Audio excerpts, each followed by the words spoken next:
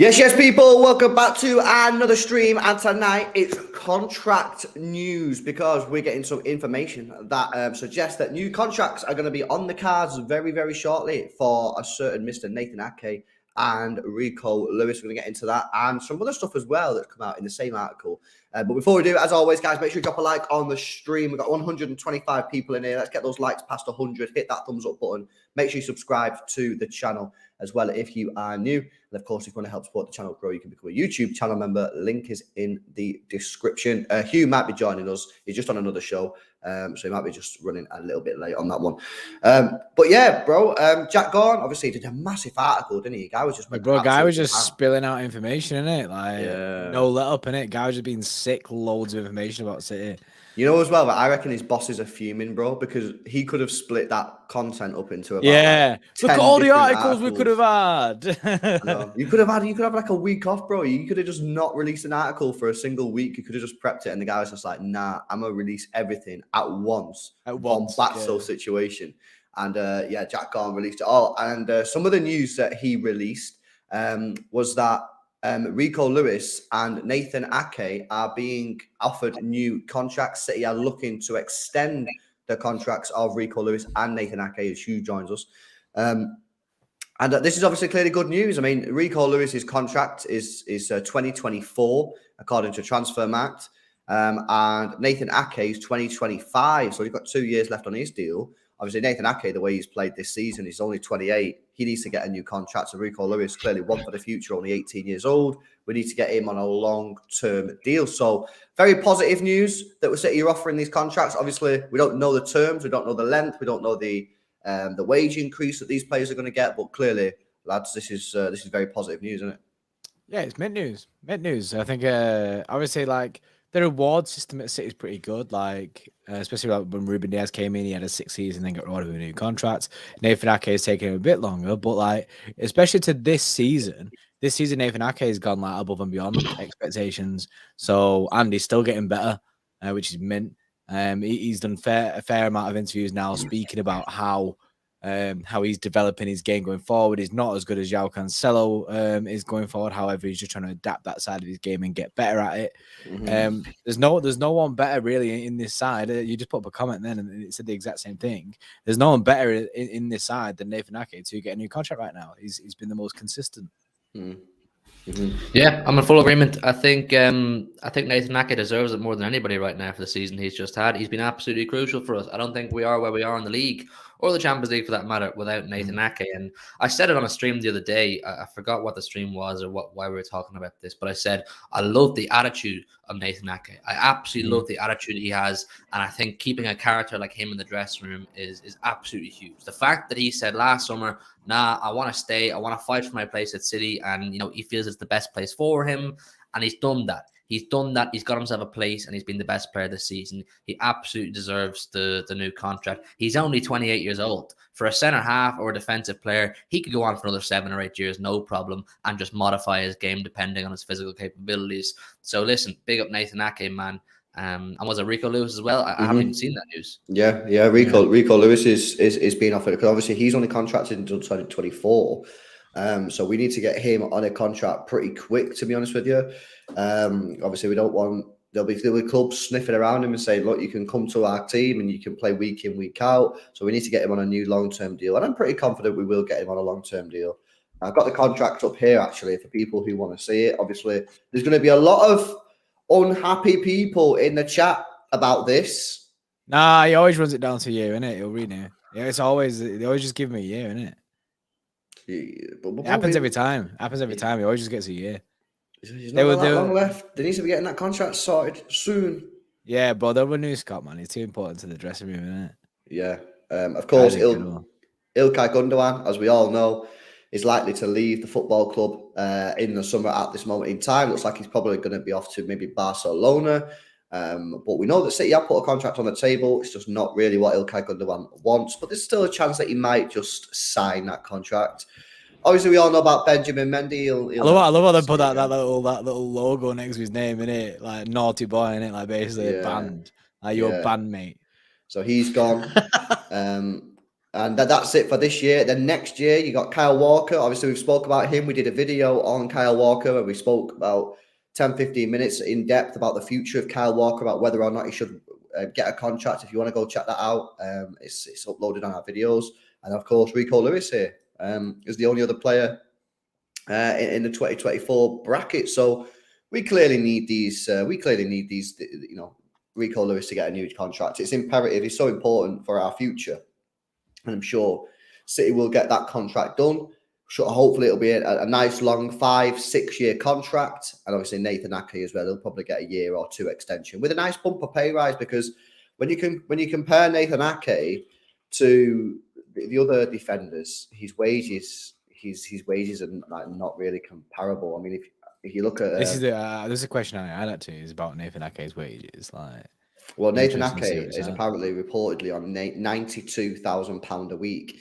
So if you look at the other defenders in there, John Stones 250, Akanji 180, Diaz 180, Laporte 120. So he's pretty low. He's pretty low. Yeah. He needs to be up there. That's what you're saying. Double it. I'd be looking at putting Ake in about 140, 145. I think that's a good deal. I don't know about doubling it straight away. What would that be? 180. 180. That puts him on Akanji. That's on Akanji's wage then. Is he? Is Akanji the highest paid centre half? No, Stones. No, Stones is. Stones on 250. 250, yeah. What's Diaz? Would you say Diaz was on? Diaz was on 180 as well, I think. That's a crime. Yeah. Then maybe after learning everybody else's wages, I suppose there's a massive case for Ake to be on at least the same as Akanji, isn't he? So yeah. That was my thinking about doubling it, because he should definitely be on the same as Akanji. Mm-hmm. Minimum. Yeah, exactly. And I think he'll be saying that as well. He'll be like, "Yo, I should be on the same as this, Donny. 100%. Look at the performance I put in this season." Yeah, no, 100%. So it'll be decent to see what City give him a contract wise. He'll get a nice little pay rise there, which is good for him. Rico Lewis isn't even on the list on this website that I'm on to get the information. So I don't know what Rico Lewis is on. I'm pretty sure he's still on like a scholarship contract. I think. Be very, very, very little, man. He'd still be on his academy contract, or else some sort of a dual contract where he's still technically part of the academy, but he's playing for the first team. So he wouldn't be on big cash. Like you need to give him something substantial. I'd be looking at giving. I'm not saying like 100 grand, but something, to make him feel like, right, I am a first team player now. I am part of this squad, and I'm part of the future because. Like I said, or maybe it's that same stream again. We spoke about the video about Kyle Walker and the future of Kyle Walker. I'm as close to certain, or at least I'm pretty confident that Rico Lewis is the future right back of this club. He's the understudy for Kyle Walker. So make him feel the same way we did with Alvarez. Make him feel integral in the squad. Make him feel important, and keep him happy, man. Mm-hmm. Yeah, I agree. No, 100%, 100%. And of course, then you don't really have to worry too much about the rest of the contracts until this maybe getting into next season. The rest of the contracts are up in 2025, so you do have, you have 2 years there to sort them out. So you're not really in a bit of a rush. But the main ones are Kyle Walker, Scott Carson, as we all know, and Rico Lewis. There are the clear ones. And of course, Gundogan is obviously leaving at the end of the season, so you'd like to see that be sorted out if he does stay. But yeah, this is clearly good news, and it shows that Manchester City are looking to reward these players, get Rico Lewis on a nice little bumper pay rise. Cole Palmer's on 20 grand a week, according to that website. So, you probably want to put, and Sergio Gomez is on like 50k. So I'd say somewhere in between there, get Rico Lewis on. And of course, Rico Lewis, he'll probably get then another contract if he does even better next season. So it's all good for him. And I don't think he's going to be that arsed about the money. I think he just wants to be given an opportunity and have a nice long contract. At the club. Yeah. Mm-hmm. Yeah, I think it's really important to reward players for performance because it sets a really good vibe in the dressing room and a really good harmony in the club because players feel like, right, I want to work harder. I want to perform well. I'm seeing Nathan Ake had a smashing season. He's getting a pay rise and a contract extension. There's no reason if I work that hard. There's no reason I can't do the same. You want players to feel like they get rewarded for their performances and their consistency and their hard work. So I think it's a smart move by the club. Mm-hmm. It's pretty wild when you come through the academy, innit? You get shafted a little bit because when you come through as like a player, say like an Akanji kind of thing, he comes in straight away and he's instantly on like big cash in it. When you get sold to a different club, you like just get more cash. Whereas academy players, they come through and like Rico Lewis ain't even on that list, man, but he's playing football for us. And you got but then Sergio Gomez has come in, but still probably played less football than Rico Lewis. Yeah, he's getting 50k, which is definitely more than what Rico Lewis is on. So it's like you do get shafted a bit by going through like the proper route, but I guess you got to play the long game, innit, with the academy. Well, let's take, for example, Phil Foden, right? Phil Foden, if he left Manchester City and went to PSG, Chelsea, Real Madrid, Bayern Munich, he'd be on 350 easy every day of the week. But when you're an academy player, as you say, you don't seem to get rewarded the same. Which is weird. It seems that way at Man City. I know United pay Rashford a ton. Rumor has it that Arsenal are going to give Saka 350 grand a week, so they clearly do it. So it's big cash. It's big cash. Someone else that I wanted to speak about. This wasn't actually in the Jack Gorn article, but it's James McAtee, obviously at the moment on loan at Sheffield United and doing very, very well. He's been speaking in a recent interview, and he said this. He said. Pep Guardiola told me in pre-season that it would be hard to get past the 5 midfielders that he has right now. So to go out and get some experience, then challenge for a place in his plans. Probably the best thing, the most valuable thing he ever told me was to always stay close to your family, friends and loved ones because they are really what count. He also said they are the ones, no matter what, who are always going to have your back. It can't always just be football. Yes, you've got to dedicate yourself to it, and I am, but you've also got to enjoy it because otherwise you'll never get the best out of yourself. You've also got to use it. He reminded me to grow as a person. Every single one of us is different. He then also talked about who inspired him, who influenced his game. He said David Silva was one of the people that I looked up to. When I was younger, he was still at City. He was my idol. I love watching his movement, and I really enjoy watching Phil Foden there coming through as well. Jack Wilshere at Arsenal was another one, but Silva was the person I'd really try and learn from. I don't want to be him. I want to be me. But how can you not learn from someone like that? So this is interesting. Do we think that James McAtee has a chance here at getting in this Manchester City team, or at least being with the first team squad? A bit like maybe Cole Palmer, or do you think Pep Guardiola's going to be like, nah, you ain't it? Because he has played well at Sheffield United, and he is a very, very talented player. He gets goals, he gets assists, he can break the lines. He's technically very gifted. But I don't know. I just think does he? Do you think he's going to actually be able to get in this first team?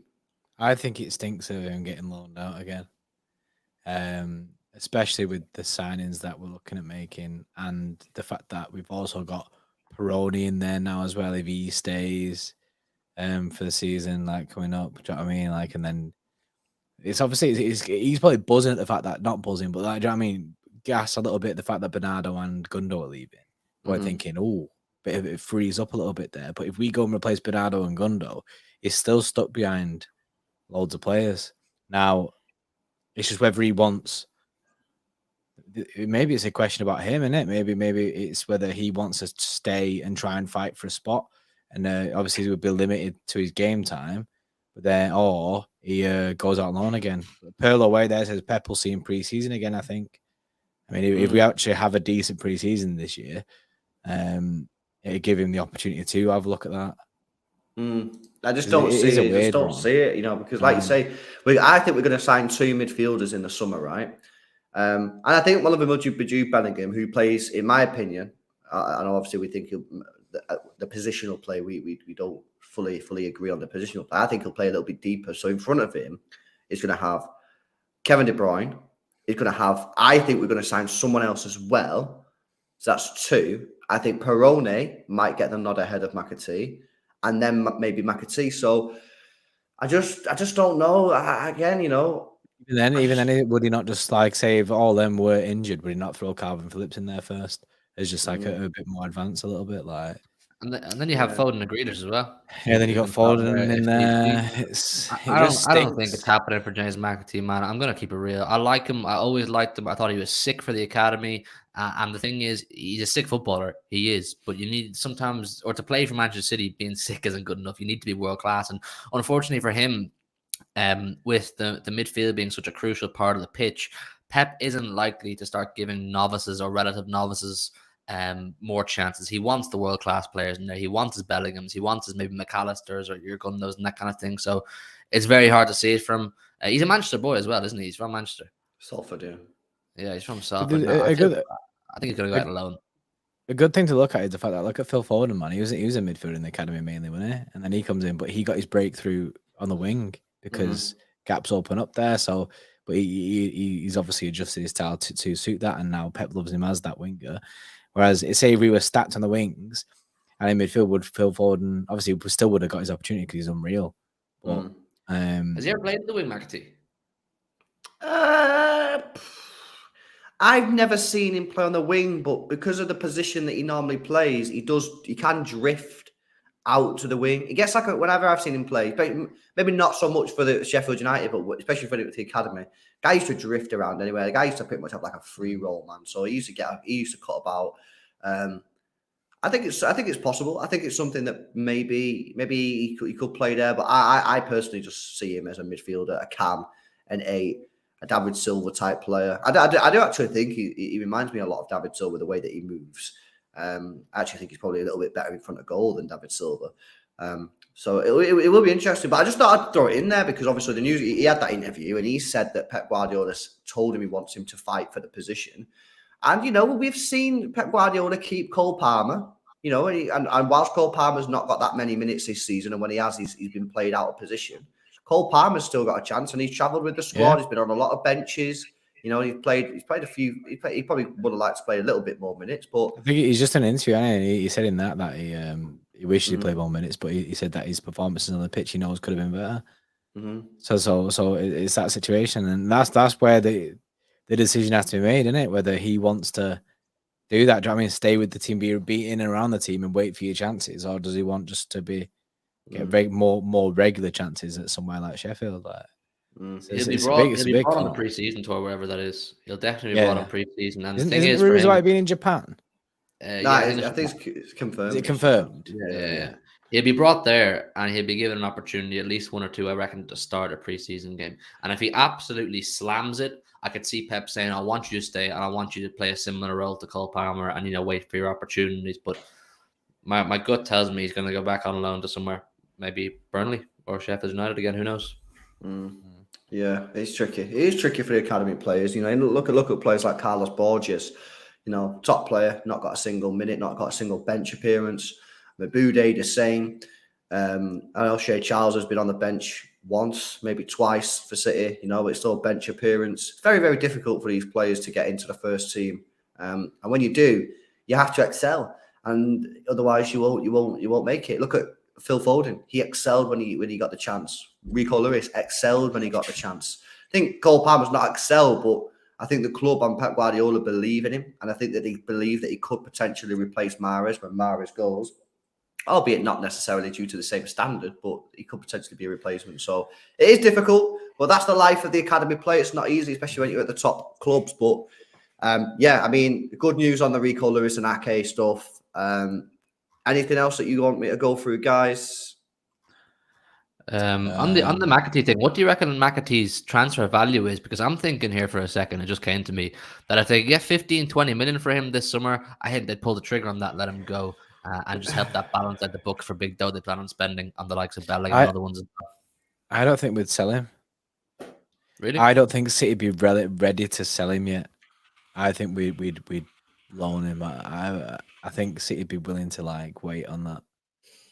Yeah, I agree. He's got a contract until 2026. So I don't think there's any rush. I agree, actually. I think unless a bid comes in of 20 million plus, I think if a bid came in for 20 million plus, I think they'd probably sell him. I think they'd cash in. If they didn't get those bids, I think they'd be looking to loan him maybe to a Premier League side. Because remember, guy's English, yeah? He only needs one decent season in England. And then his transfer value goes. Yeah, rockets. Yeah, it goes straight up there. That's it. That's and true. And because he's got a contract until 2026, you can gamble on it. So if he doesn't end up staying at City this summer and Pep decides, nah, you need to go, I think we should try and loan him out. And I think we should try and get him into a Premier League side. I think it'd be six in him in a Prem side, see what he can do. Mm-hmm. Because like I say, if he can play well in the Premier League side, his value goes to 30, 40 million easy. Yeah, easy. Rapid. Yeah. But at the moment, I don't know, probably a 15. I think 20 million might get City interested, but I do think there'll be some. But this is the greed thing we were speaking about this morning, bro. The greed. Whereas if you do get a bid for like 16 million, 17 million, do you accept it? Or do you try and be greedy, loan him out, and hope that he does it better next year? Well, what about if he doesn't do better next year? What about if he flops? Yeah, then it plummets. Yeah. It's your stocks, isn't it? It's your stocks in your players. Yeah, it's your stocks in your shares, man. That's how it works, isn't it? You know what I mean? It's the Bitcoin. Anything else on that? I don't think so. No. It's been a weird one tonight. I feel like there's been no news, but also news. There was also the £300 million investment into the stadium and the stadium surroundings. Yeah. City are obviously now going ahead with the plans to increase the North Stand by 7,000 seats, taking it to a total of 61,000 seats. I think taking it to the third highest ground in the Prem, I think it was, that I read. They're also making a hotel on site. Yeah, restaurants. It's going to be like connected to that Co-op Arena as well, isn't it? It's like it's got like a link way to that. It's got loads. Yeah, that's going to be the UK's largest indoor venue. So that'll be pretty interesting. And yeah, obviously increasing the stadium by 7,700 seats. The total cost of the full investment is going to be £300 million. And there's going to be a fan park, by the way. There's going to be a fan park. So I think that they might be. I think they're going to move the club shop. I think the plan is they're going to move the club shop. Yeah, if you look at the plans, the front of the stadium, I don't know if they're going to integrate the club shop within that like bit. Do you know what I mean? There's like a big bulky part that comes out the stadium. I don't know whether it gets integrated into that or what. I reckon it'll be in the fan park. I think it'll be built into the fan park. Yeah. Well, it looks like it's next to the fan park. I don't know whether it's going to be built in or whether it's just like going to be separate. It's difficult to see off the designs. But yeah, there's going to be a fan park for up to 3,000 fans to go there before and after the game. Yeah, the hotel, the Co-op Arena. I mean, listen, it's going to be. I mean, if anyone here, isn't actually involved in this cost of living crisis, which most people are, including us, then it's going to be mint for you because you can turn up at the ground a few hours before the game, go and have a meal, have a few beers, go to pre-match entertainment, watch the game, have a few more beers, have a burger, watch a concert, and then stay in the hotel. Stay the night. Go to the club shop. You know, I'll it's tell you all what, good for you. Benno, mate, you're in the bin, lad. I've just seen you there. Yeah. He said that fan park's really neat, but it's pissing down. It's a mere miserable, wet, gloomy, and empty. But yeah, Benno's defo gonna fall out of his missus over. He'll be staying over, bro. He'll go pub, get his steam in. He's gonna lose his job. The fan park is due to be covered, by the way. It's going to be sheltered, so it won't be affected by rainy weather and that kind of thing. Yeah, I think that's a fan good park idea. thing's pretty sick, you know. It's like a sick thing today. That I think Our owners are doing sick things right now. You're seeing other clubs around the country begging for their owners to put a lick of paint on the stadium. Never mind give them a fucking fan park. So listen, we can't complain. Like every single year, they're doing small little upgrades on the Etihad. You know where my seat is in the stadium, the South Stand. We got a brand new bar. Behind or in the concourse there that arrived last summer. It's sick. It's proper high quality bar. There's a DJ there. Like it's a nice vibe. It's cool. We all mingle there before the games, and it's smart. It's smart because they're trying to get the money that people are spending in pubs, you know, in the city centre or Mary D's, that kind of thing. They're trying to get people to come and say, you know, spend your money at the Etihad, spend your money and give it to Manchester City now. So it's great having these facilities, but I think the next step now is making sure that the ticket prices are affordable for fans. I've seen 60, 70 quid. I just paid 62 quid there this morning, pounds, which is about 70 euro for a Bayern Munich away ticket. So they need to fix up on that, Bayern and City, and make tickets affordable and make sure in this fan park the food and drink is affordable. Don't do any of this 7 quid for a burger shit or any of this £5.50 for a pint. Make it actually affordable. For working class people. Yeah, that's definitely increasing the price of that. It's not going to happen, man. Like it is all designed for tourism. Like the hotel is a clear and obvious thing that they just want people to come in from overseas, like myself, I suppose. But you know, I go most weeks. They want people to come in and be able to feel like they can stay and be immersed in the Manchester City experience, which I fully get in a way. But it would be nice if they could strike a compromise and make it somewhat affordable to people who go on a weekly basis. Because I've gone to other away grounds. Like, I mean, when I went to Palace the other week to Selhurst Park, and whilst it's not the most modern and beautiful stadium, I must admit their prices, man, the beer was very affordable. The food was very affordable. I thought it was a good show from them. So I'd like City to take up that as well. All pissed up, funny enough, talking about beer. Says price of Ashai at the Etihad is now actually cheaper than the city centre, especially with the season ticket discount. That's I mean, as you said, that's what they're trying to do, isn't it? They're trying to get people, instead of going into town before the games, get them into the stadium as soon as possible and get the coin out of them that way. But hopefully, like I say, you know, the club, you know, I think we all understand. Yeah, we all understand that City are a business. City want to make money, right? And they need to get money in from the fans. We all get that, right? And we're not expecting Weatherspoon's prices for the beers. We're not expecting Sunday League £5 ticket entry. No one's expecting that. But what people, I think, are wanting is reasonable pricing.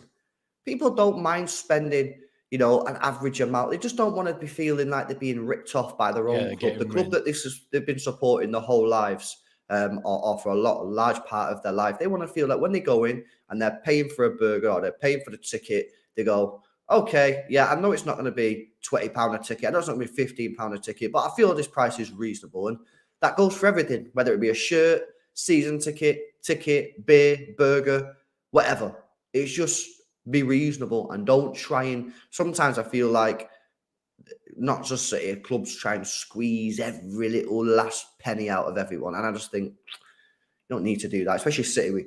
I feel like we don't need to do that, you know?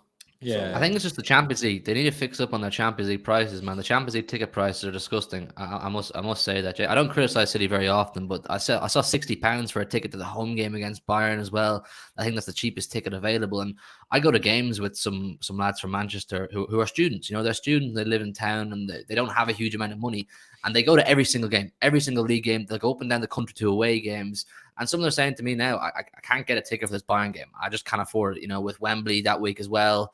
Bayern away coming up, you know, Arsenal at home and that kind of thing. People can't afford it. So if they could fix up on Champions League, I'm not sure what the Premier League ticket prices are because my season ticket covers that. But Champions League, man, fix up, man.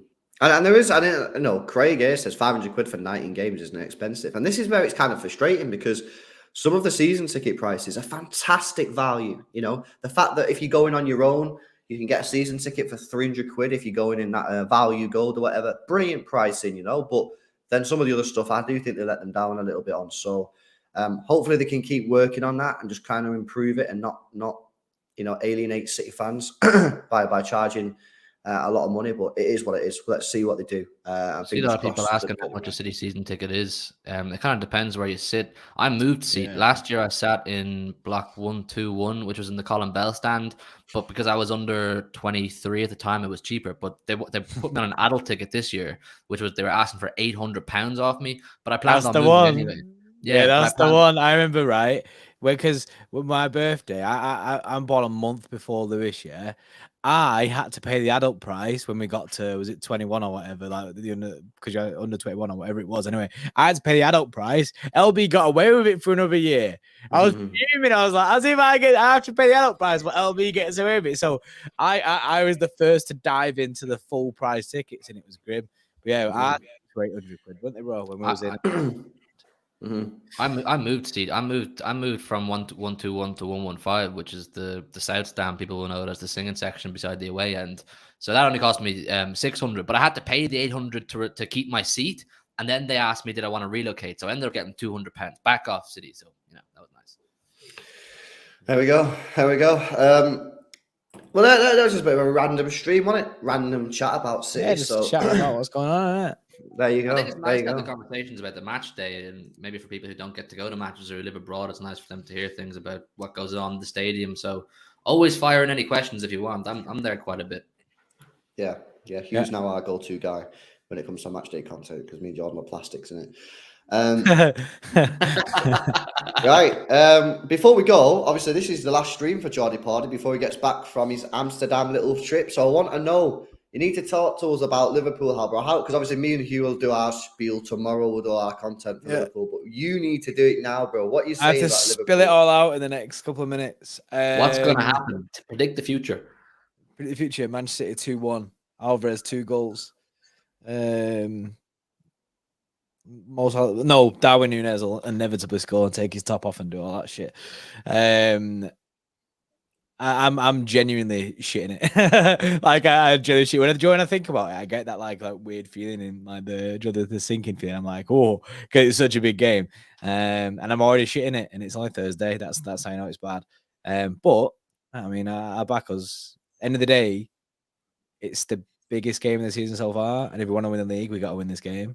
Personally, I feel like that's the vibe that the club needs to be taking. It's basically a final, so. Yeah, they have to full send it. Full send. Yeah, that's it, man. Hopefully we play a strong team. Obviously, Haaland being out is grim. Obviously Foden being out, he's been sick as well recently. That's grim as well. But I still back because we've still got a sick team. Liverpool are so inconsistent this year that it'd be nice to take advantage of that. It's just whether we're doing it. But 12:30 kickoff stinks, and I'm glad I'm not here for it because I fucking hate it. Are you gonna go watch the game or what? Yeah, of course. I won't be able to not watch the game. I'll be sweating bad. Yeah, you're watching it in Amsterdam, bro. Well, maybe the curse is different though, bro. Because 12:30, because I'm big on the hating the 12:30 kickoff over there. Is it like an hour difference, or is it the same time? So you're saying it's not technically at half? So for me, it ain't time in Amsterdam. It's not technically 12:30 for me, innit? So. Yeah, it's an hour difference, so it'd be 1:30. 1:30. So the halves will kick off easy. Fair. So you're going for a 2-1 City win, yeah? 2-1 City win. Alvarez to get both goals. Cool. I beg. Well, there you go. That's Geordie Party's take on the Liverpool game. Obviously, me and Hugh will bring you all the content tomorrow. We got a press conference reaction coming up probably at about 2:00 tomorrow. We'll do our main preview tomorrow night, so make sure you join us for that one as well. It's going to be a madness, of course. We'll probably be live in the morning as well, talking about maybe some more transfer news or something else. But we'll be live 3 times tomorrow. It's going to be a crazy one. It's going to be an absolutely crazy one. You got one more day to go, and then it's the big one: Liverpool versus City at the Etihad. City have only beaten them once in the last 7 games, but we're unbeaten in 4 at the Etihad in the league. And Liverpool have lost every single 12:30 kickoff this season. Can you believe? So I mean, the stats, I know the sort of like previous results on that are crazy. They're absolutely insane. So it's going to be a madness. Yeah. Just before we go, Dave Rocky with a $2 donation says, Geordie, full send party. He's going to full send it in Amsterdam, innit, Bray? Yeah. What are you going there for anyway? Stag do. Pure stag do. Full weekend on a stag do. So that thing is, if I was just going normally, yeah, it'd be a sesh anyway. But the fact that it's a stag do, I have like a bit of like pre-rave nerves in it, like, because I'm already worried about what state I'm going to be in. Will you be visiting any garden centres, Bray? Garden centres. I'll be stopping at lots of traffic lights anyway. I mean, I heard the traffic's really bad over there. Yeah. I mean, so loads of red lights over there. Yeah. God, you know what I mean? Yo, people, thank you very much for joining us, man. Hopefully you enjoyed the stream. If you did, give it a thumbs up. Subscribe to the channel as well if you're new. We'll be back tomorrow, me and Hugh, bringing you all the pre-game build-up for the Liverpool match, which kicks off 12:30 on Saturday. It's going to be a madness. And guys, we'll catch you in the next one. See you later.